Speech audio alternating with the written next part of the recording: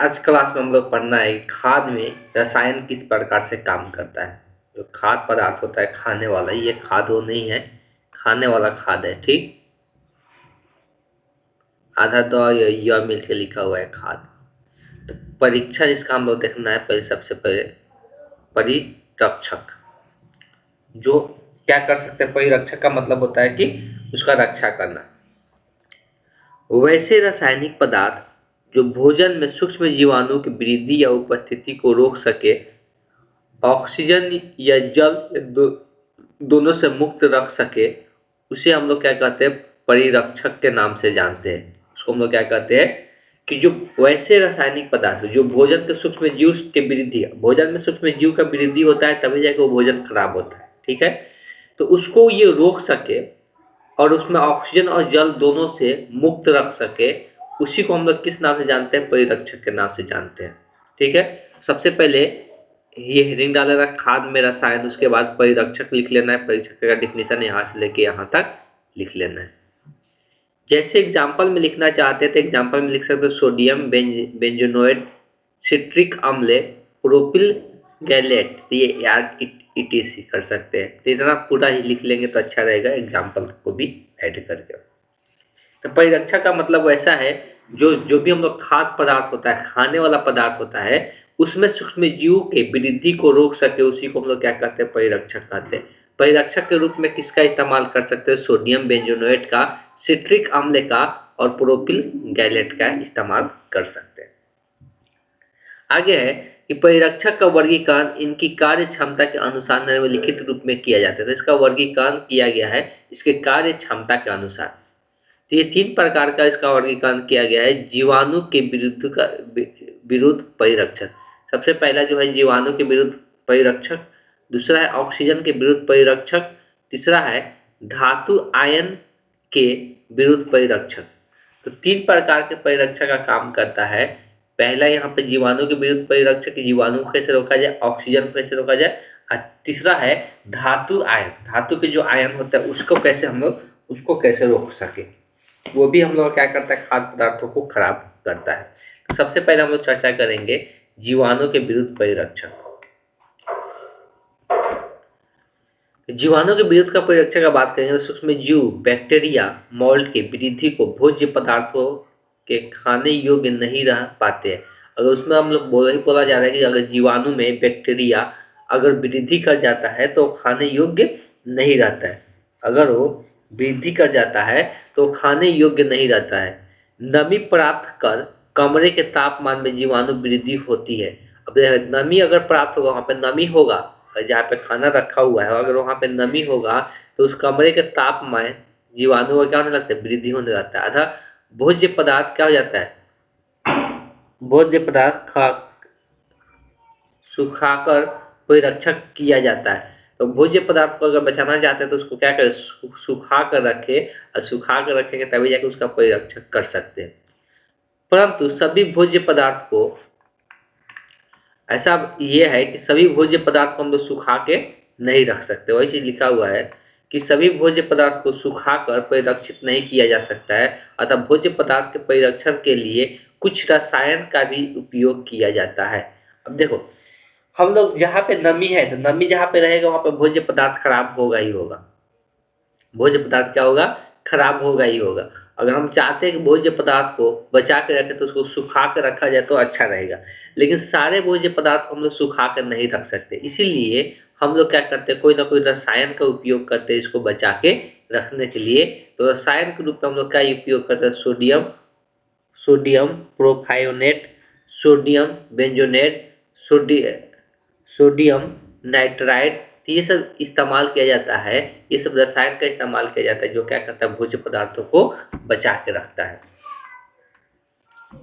Sodium प्रोपेनेट और पाव रोटी तथा bakery के उत्पाद में मिलाया जाता है। आप देखो, सोडियम जो प्रोपेनेट होता है, ये जो पाव रोटी बनता है, जो बेकरी वगैरह बनता है, खस्ता वगैरह बनता है, इसमें ये मिलाया जाता है कि ये सब चीजें खराब न हो। अन्य जीवधारियों की तरह जीवाणु तथा मोल्ड अपने भोजन तथा ऊर्जा के लिए आवश्यक किया आवश्यक क्रिया करते हैं। जो ये सोडियम प्रोपियोनेट के संपर्क में आते हैं तब इन्हें कुछ दूसरी कोशिका की क्रिया करने के लिए बाध्य होना पड़ता है, जिसके फलस्वरूप इनकी वृद्धि विकास बाधा पहुंचती है। तो इसी लिखा हुआ है कि असल में सोडियम प्रोपियोनेट क्या करता है, तो जो जो भी यहाँ पे मॉल्ट है या जो भी जीवाणु है, ये जैसे उसके संपर्क में आता है उसका वहाँ पे वृद्धि क्या होने लगता है, रुकने लगता है। वृद्धि होने में बाध्य उत्पन्न होने लगता है। परिणाम स्वरूप खाने की चीजों को अस्थायी अस्थायी रूप से हम लोग क्या कर सकते हैं, उसको रोक के रख सकते हैं। मतलब ज्यादा दिनों तक हम लोग नहीं रख सकते हैं, लेकिन फिर भी अस्थायी रूप से क्या कर सकते हैं, कुछ दिनों तक उसको रोक के रख सकते हैं, उसकी वृद्धि को रोक के रख सकते हैं। सोडियम बेंजोनेट कुछ फलों तथा, अब देखो यहाँ पर सोडियम किसका बात हुआ था, तो सोडियम प्रोपेनोएट का बात हो रहा था, जो जहाँ कहाँ पे इस्तेमाल किया जाता था, पाव रोटी और बेकरी के उत्पादन में इसको मिलाया जाता है और उसमें उसको सूक्ष्म जीव की वृद्धि को रोका जाता है। सोडियम बेंजोनेट का बात हो रहा था, कुछ फलों और सब्जियों को प्राकृतिक अवयव होते हैं परिरक्षक के रूप में। सूक्ष्म जीव जैसे क्या हो सकता है, बैक्टीरिया हो सकता है, मोल्ड हो सकता है, या फफूंदी में वृद्धि को रोकने के लिए इसका इस्तेमाल किया जाता है। कहाँ पे, फलों और सब्जियों में सोडियम बेंजोनेट का इस्तेमाल किया जाता है।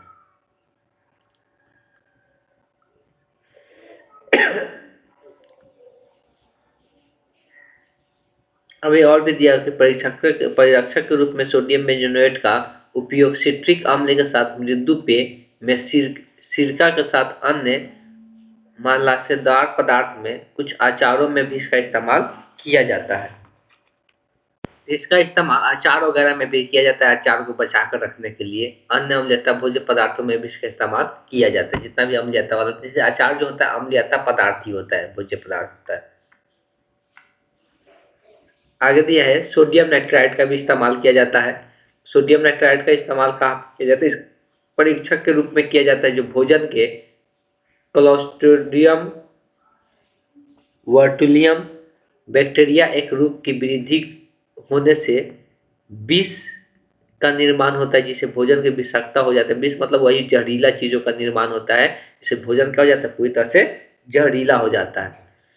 तो ये उसको नष्ट करने में क्या करता है, मदद करता है। सोडियम नाइट्रेट भोजन में डालकर गर्म करने पर के फलस्वरूप भोजन विष नष्ट हो जाता है। मतलब कहने का मतलब, अगर भोजन में विषाक्तता आ चुका है, भोजन जहरीला हो चुका है, फिर भी उसमें हम लोग सोडियम नाइट्रेट का इस्तेमाल करके गर्म कर देंगे तो उसका विषाक्तता क्या हो जाएगा, खत्म हो जाएगा।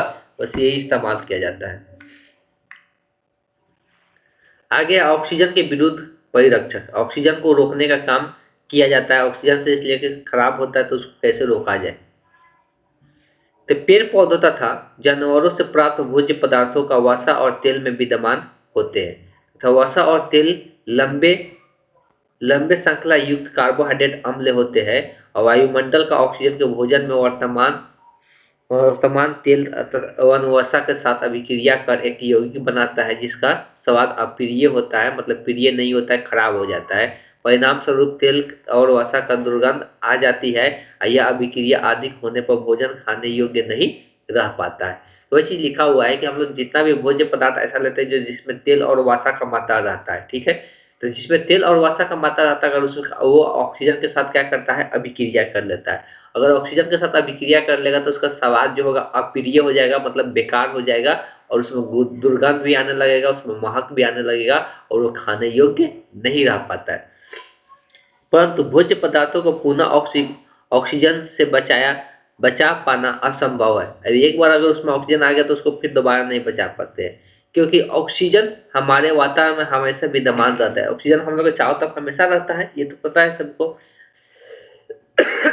अतः कीटाणु रहित वातावरण में डब्बे में बंद करने जैसी तकनीक अपनाई जाती है।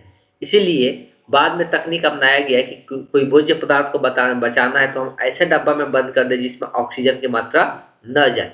परंतु इस तकनीक से भी पूर्ण रूप से भोजन को ऑक्सीजन से बचाया नहीं जा सकता। अतः इस यौगिकों को डालकर भोज्य पदार्थों का ऑक्सीजन का द्वारा खराब होने से बचाया जा सकता है। ऐसे पदार्थों को वसा एवं ऑक्सीजन के बीच अभिक्रिया को रोकने या कम करने के प्रति ऑक्सीकारक हम लोग यूज करते हैं, जिसको हम लोग बोलते हैं एंटीऑक्सीडेंट बोलते हैं, जिनमें लेसिथिन, एसिडिक अम्ल, विटामिन ई, कोरोफेरॉल, ब्यूटेलेटेड, जिसको BHAN बताया जा रहा है, ब्यूटेलेटेड हाइड्रोक्सी टोलिन तथा प्रोपिन गैलेट मुख्य है।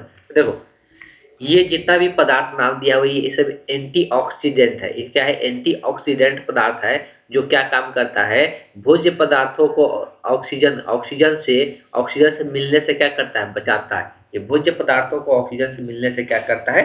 बचाता है, जिससे क्या होता है कि वो भोज्य पदार्थ खराब न हो। डिटेल में पढ़ने की जरूरत नहीं है। विटामिन ई कैसे बचाता है उसके बारे में दिया है। सिट्रिक अम्ल किस प्रकार से ऑक्सीजन से रोकने से बचाता है उसके बारे में दिया है। तो इतना डिटेल में जाने की जरूरत है, इतना डिटेल में यहाँ पर पूछेगा भी नहीं, बहुत सिंपल चैप्टर, साधारण चैप्टर है। विटामिन ई का बात किया जा रहा है कि ये ऑक्सीजन से कैसे रोकता है, कैसे बचाता है। सिट्रिक अम्ल किस प्रकार से ऑक्सीजन को भोज्य पदार्थों से मिलने से बचाता है उसके बारे में चर्चा किया जा रहा है।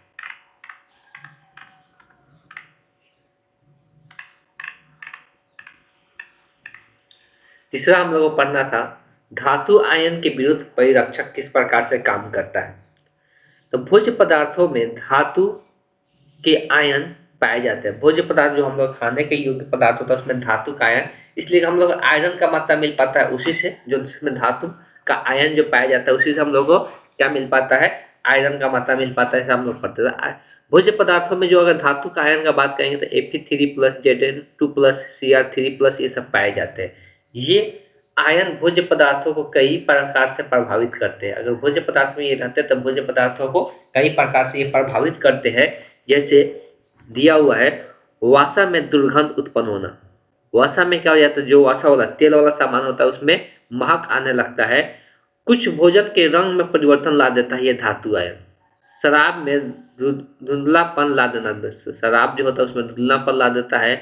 भोजन के स्वाद में परिवर्तन कर देता है ये सब धातु आयन। ये सब कुछ प्रभाव देखने को मिलता है किसका? धातु आयन का। इन आयनों से बचने के लिए भोज्य पदार्थ में कुछ ऐसे यौगिक डाल दिए जाते हैं जो धातु आयन से अभिक्रिया कर उन्हें अक्रिय कर देता है।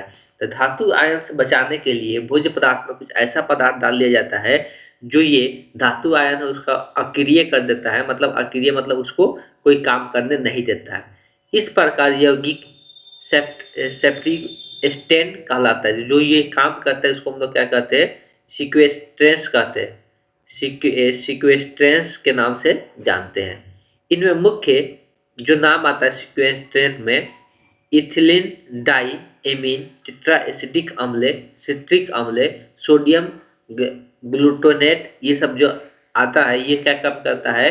तो ये सब धातु आयन को अक्रिय बना देता है, जिसे नीचे दर्शाया गया है, जिसे स्ट्रक्चर द्वारा भी दिखाया गया है।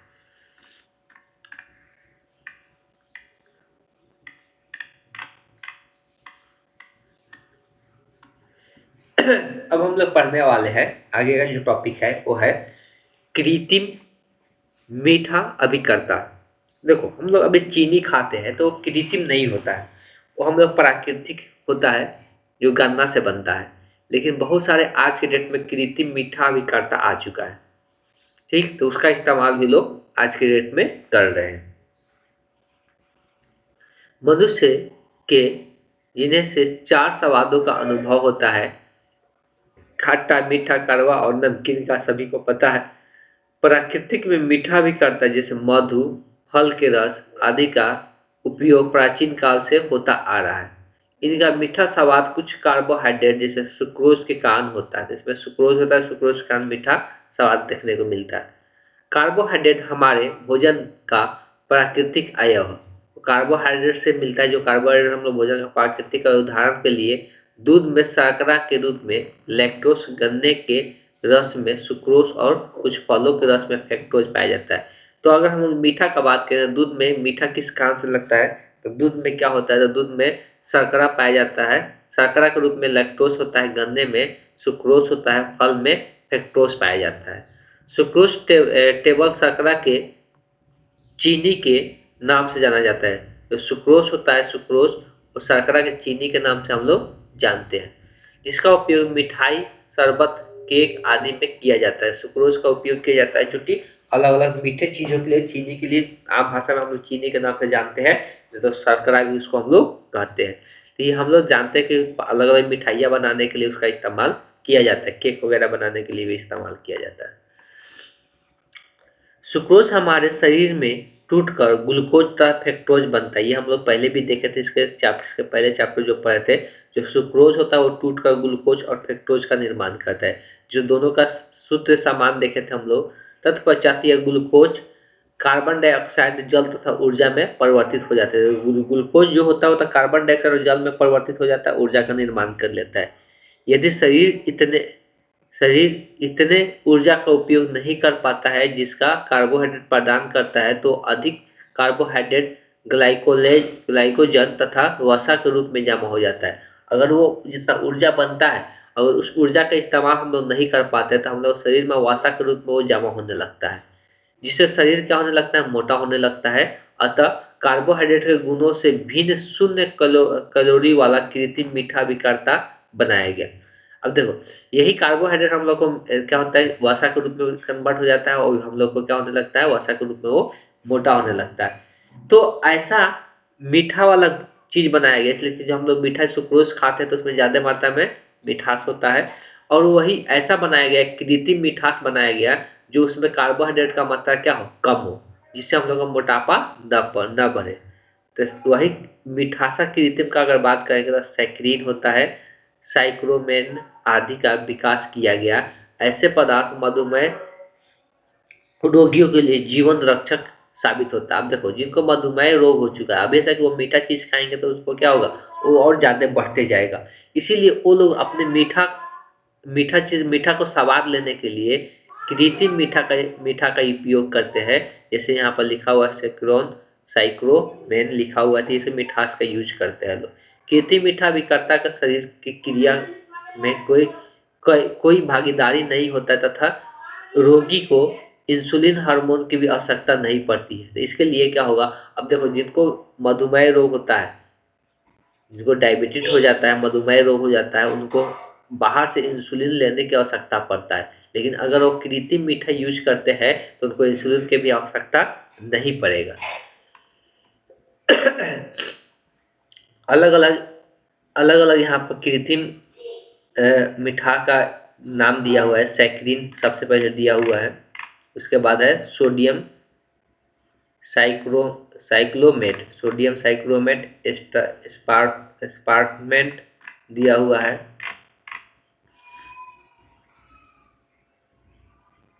अब सबका मीठापन यहाँ पर दिया हुआ है, कौन कितना मीठापन होता है देख सकते हैं यहाँ पर, इससे भी पता चलता है। ज़्यादा चीज़ें यहाँ पर देखने की जरूरत नहीं है। यहाँ पर दिया हुआ है स्पार्मेट दिया हुआ है, सोडियम साइक्रोमेट दिया हुआ है, ये कितना गुना किससे कितना गुना मिठास होता है उस चीज़ को यहाँ पर दिया हुआ है। उसे सैकरीन दिया हुआ है। सैकरीन में अभिकर्ता के रूप में सैकरीन संश्लेषित सबसे प्रमुख और ऑर्थोटाइलिन सल्फोनामाइड्स के ऑक्सीकरण द्वारा ये प्राप्त होता है।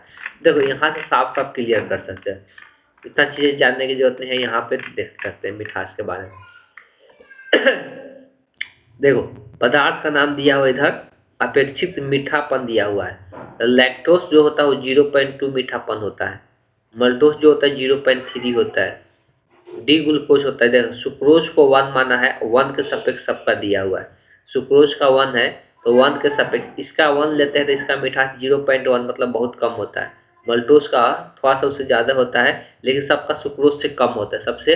लेकिन यहाँ पर अगर कृत्रिम वाला का बात करेंगे तो कृत्रिम वाला में सबसे ज़्यादा मिठास क्या होता है, सैकरीन का मिठास होता है, मतलब 500 गुना ज़्यादा मिठास होता है। कहने का मतलब समझिएगा, अगर चीनी का एक बूंदा लेते, चीनी का 500, ऐसे मान लो 500 गोला लेते हैं, तो ये जितना मीठा लगेगा 500 गोला, उतना मीठा सैकरीन का एक ही गोला क्या होगा, उतना मीठा के बराबर होगा। सैकरीन का उतना मीठा एक ही गोला के बराबर होगा, वही गुना का मतलब होता है।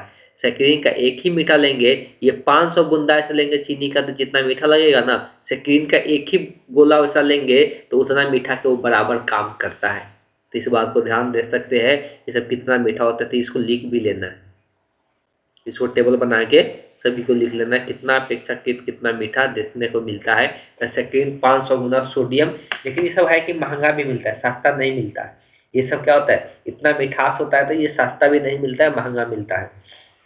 जिनको डायबिटीज वगैरह का डर होता है वो लोग ज्यादा ये सब यूज करते हैं कृत्रिम वाला।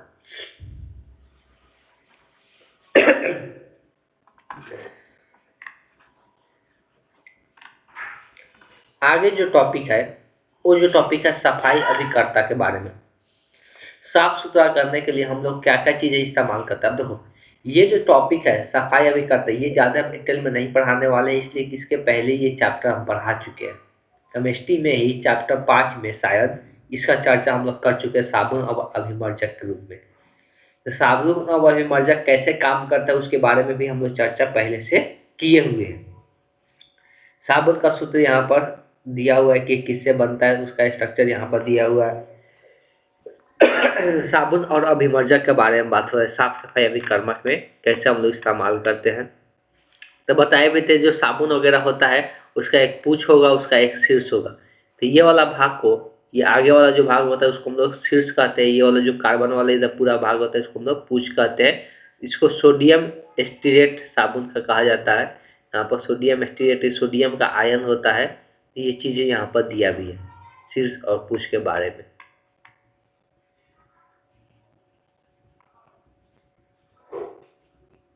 सोडियम जो साबुन जो बनाया जाता है वनस्पति तेल वसा और सोडियम हाइड्रोक्साइड विलयन के साथ गर्म करके साबुन तथा ग्लिसरॉल बनता है। तो इससे दो चीजों का निर्माण होता है, साबुन और ग्लिसरॉल बनता है। वनस्पति तेल और वसा वस्तुतः उच्च वसा अम्ल तथा ग्लिसरॉल से बने एस्टर होते हैं। अब प्रत्येक ग्लिसरॉल अणु में 3 वसा अणुओं का अणु देखने को मिलता है। ये सब चीजें हम लोग साबुनीकरण, सबसे पहले हम लोग ये सब चीजें पहले से पढ़े हुए हैं। विलय विलय साबुन, सोडियम कठोर जल, इसके साथ अविलय साबुन यहाँ पर बनता है। तो ये सब चीजें पहले से जानते हैं।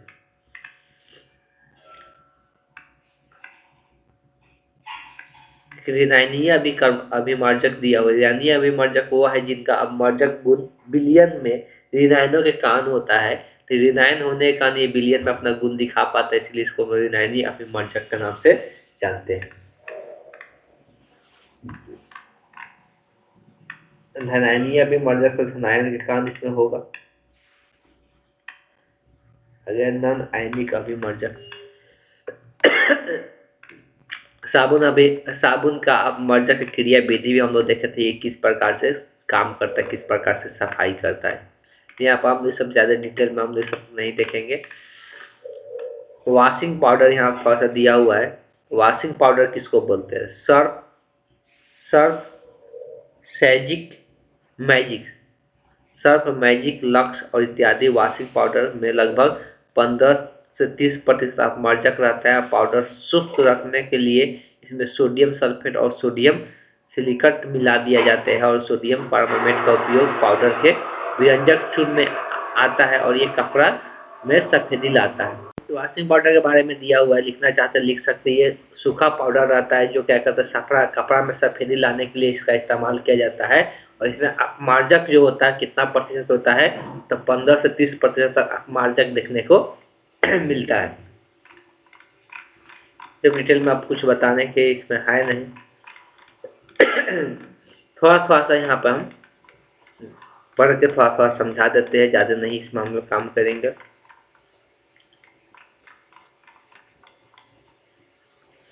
साबुन या अपमार्जक उच्च सीधी श्रृंखला वाले कार्बोहाइड्रोक्सिक अम्ल, उच्च सीधी श्रृंखला वाले इसमें कार्बोक्सिलिक अम्ल देखने को मिलेगा।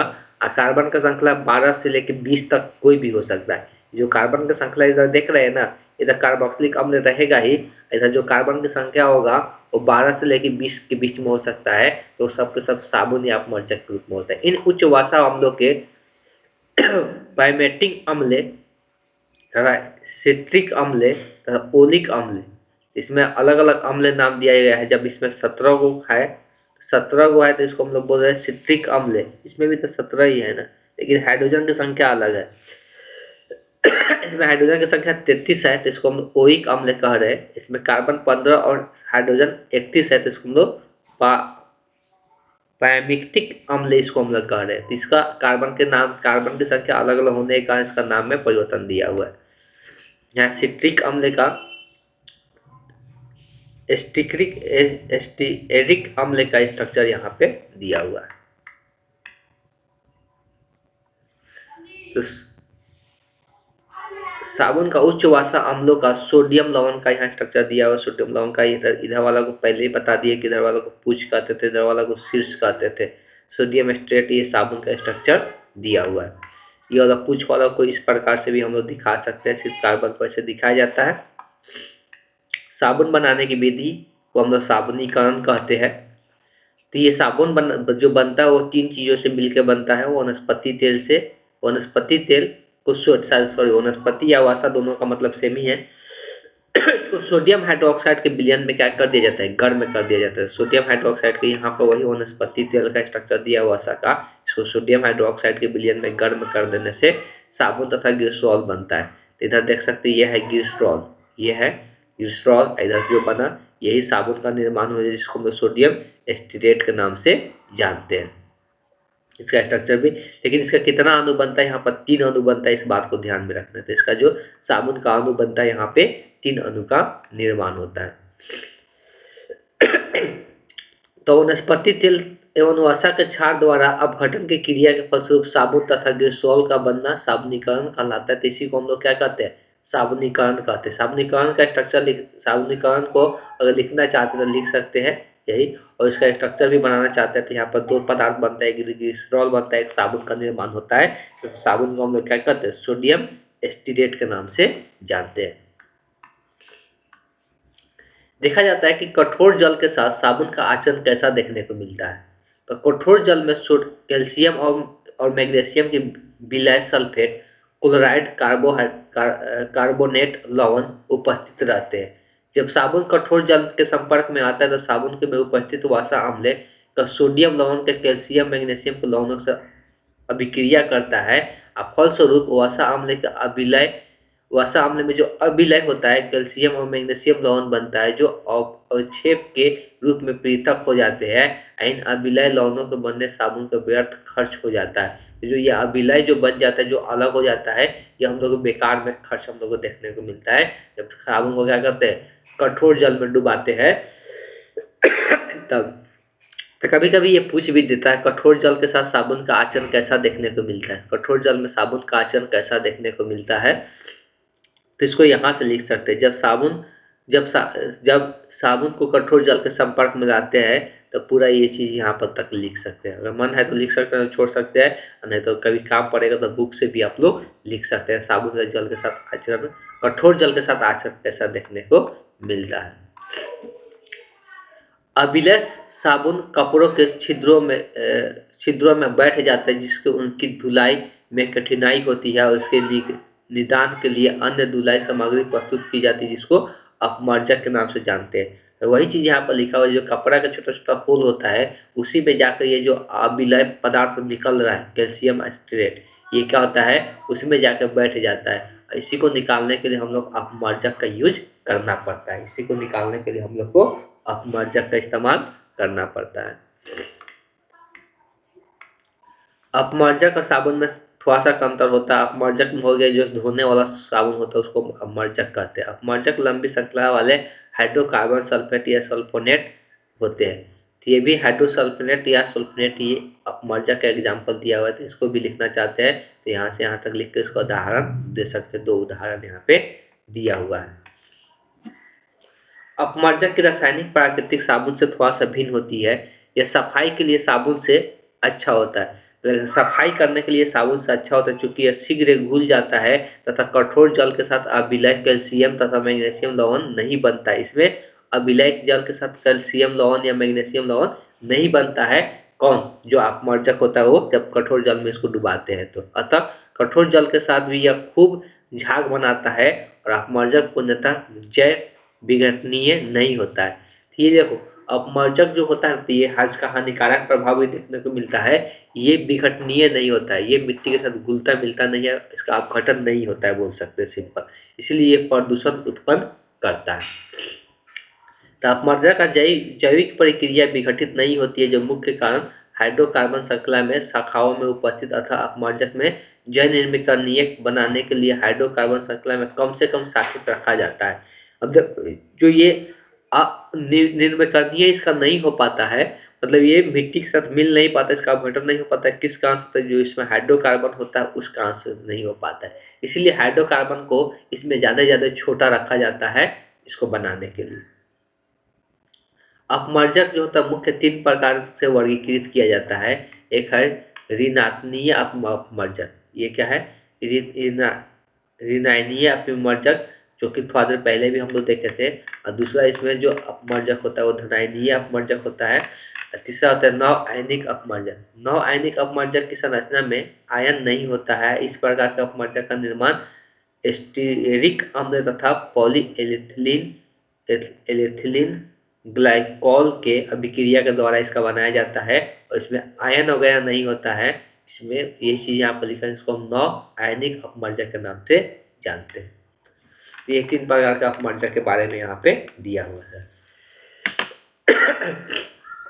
इस तरह से हम लोग चैप्टर कंप्लीट किए, जितना भी हो सके हम लोग सही ढंग से पढ़े हैं। उसके बाद जो रह गया हम लोग उस पर हम लोग चर्चा करेंगे। जितना चीज होगा अब हम लोग इसके बाद जो होगा सब टॉपिक बाद तो हर एक टॉपिक का ऑब्जेक्टिव क्वेश्चन हम लोग करेंगे। ऑब्जेक्टिव क्वेश्चन करने के बाद जितना भी ऑब्जेक्टिव क्वेश्चन और जितना भी सब्जेक्टिव इंपॉर्टेंट क्वेश्चन होगा उसका डिस्कशन भी किया जाएगा। तो इसका आगे से आगे इसके आगे के बारे में किस प्रकार से क्लास होगा उसका इन्फॉर्मेशन दिया जाएगा। तो आज की क्लास को हम यहीं पे एंड करते हैं।